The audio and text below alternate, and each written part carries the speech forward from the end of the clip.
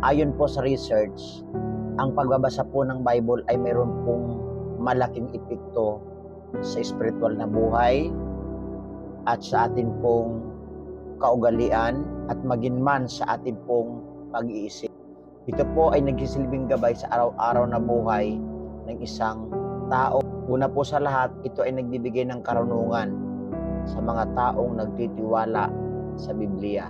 Ayon sa pag-aaral sa larangan ng theology at psychology, ang pagbabasa ng Biblia ay tumutulong sa tao na magkaroon ng tamang pagdesisyon. Sabi po sa aklat ng 2 Timothy 3:16, ang lahat ng kasulatan ay kinasihan ng Diyos at mapakinabangan sa pagtuturo at pagsaway at pagtuwid sa pagsasanay sa katuwiran.